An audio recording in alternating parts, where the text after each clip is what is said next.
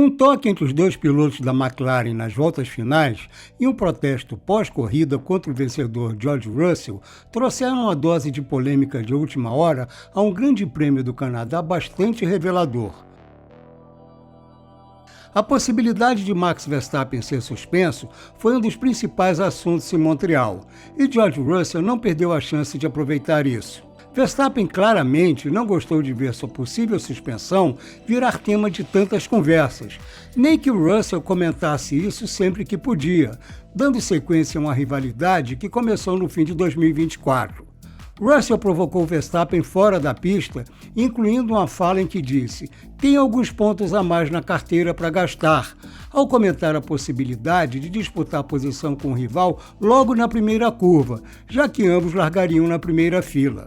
Quando isso foi mencionado a Verstappen, ele disse que esse assunto o irritava profundamente, era perda de tempo e muito infantil. Parecia um sinal de que Russell estava conseguindo tirar Verstappen do sério e também estava afetando a Red Bull.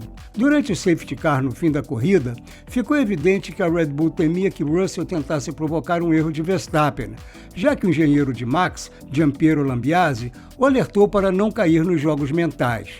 E o protesto da Red Bull após a corrida, acusando o Russell de comportamento antidesportivo, que foi rejeitado pelos comissários, tinha um certo tom de desespero. Não foi apenas um desempenho marcante de Russell ao conquistar sua primeira pole e sua primeira vitória em 2025. Ele também conseguiu desestabilizar seus adversários. Mais um erro de Lando Norris, mais uma rodada de autocríticas. Embora às vezes ele se cobre demais, dessa vez foi totalmente justificável. Reconhecer imediatamente no rádio da equipe que o acidente no GP do Canadá foi tudo culpa dele e também uma idiotice, após bater na traseira do companheiro Oscar Piastri, tentando a ultrapassagem impossível, foi um gesto nobre. Norris continua mostrando responsabilidade, mas o número de erros está alto demais e essa fragilidade está custando a ele o campeonato. Ele cometeu 2 erros no Q3 que o tiraram da briga pela pole e o colocaram em 7º no grid. E aquela falha no fim da corrida fez com que, em vez de reduzir a diferença para Piastri, ela aumentasse para 22 pontos, quase o equivalente a uma vitória. Surgiram os inevitáveis questionamentos sobre a decisão da McLaren de deixar seus pilotos competirem livremente, como isso poderia ter sido evitado e se Norris provou que não é confiável nessas situações. Mas a principal conclusão é que esse foi mais um exemplo de que Norris está errando nos momentos decisivos e que Piastri está tomando a frente na disputa interna e, em consequência, na luta pelo título. Esse GP do Canadá trouxe um dos melhores resultados da Mercedes na era dos carros com efeito solo. Apenas as dobradinhas de Russell e Lewis Hamilton no Brasil em 2022 e em Las Vegas no ano passado superam a vitória de Russell com Kimi Antonelli em terceiro. Antonelli, agora o terceiro mais jovem da história a subir no pódio, não teve o mesmo ritmo de Russell no Qualify, mas largou em quarto e ultrapassou o líder do campeonato Piastri logo nas primeiras curvas. E não teve os mesmos problemas de ritmo e desgaste de pneus que atrapalharam sua corrida anterior na frente do pelotão, em Miami, o que, junto com o bom desempenho de Russell, pode indicar um passo importante da Mercedes.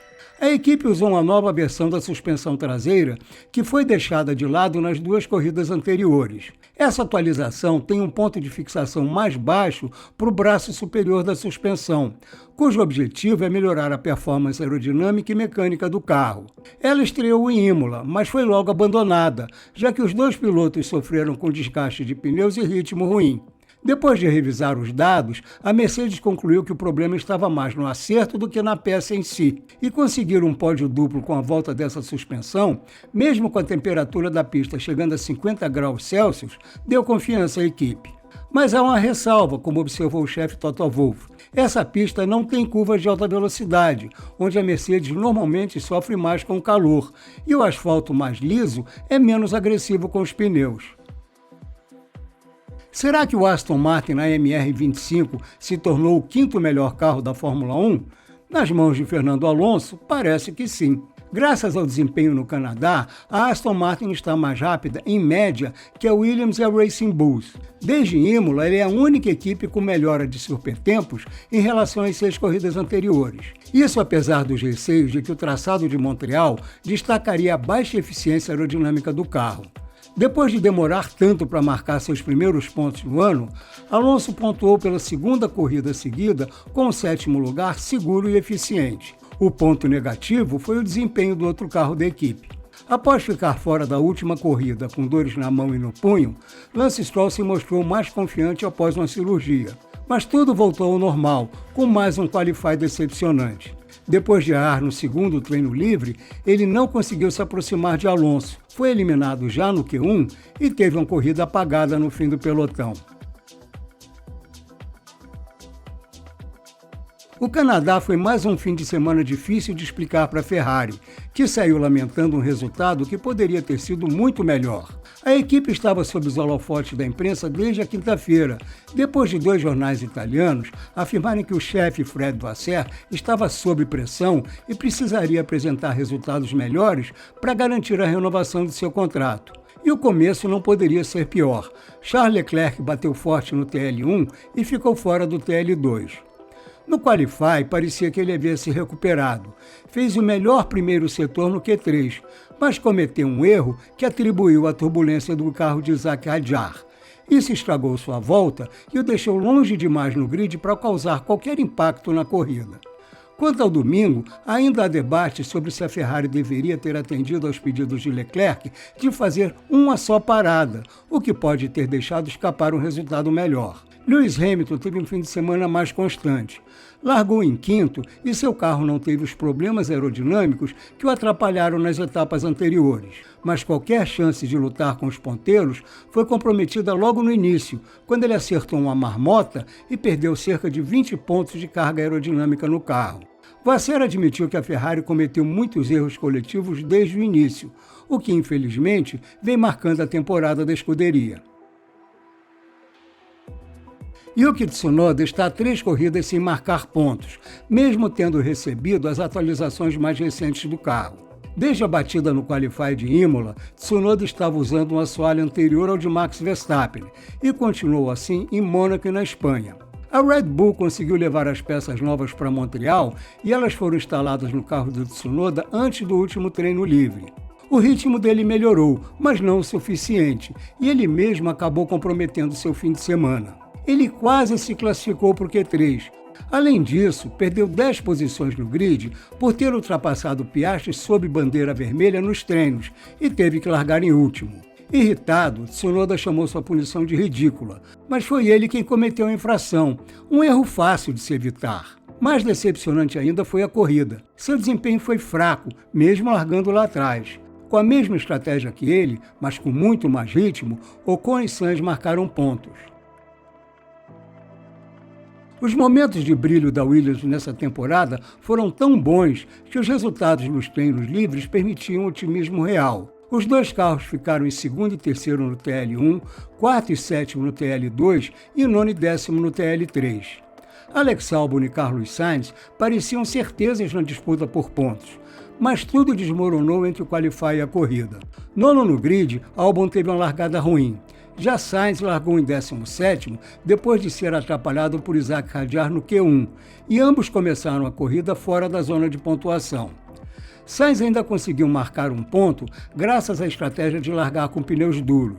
Já Albon ficou irritado porque a equipe não ouviu sua sugestão de antecipar o pit stop. Como essa estratégia exigia que ele estendesse ainda mais seu stint, ele perdeu tempo e, para piorar, acabou abandonando com problema no motor.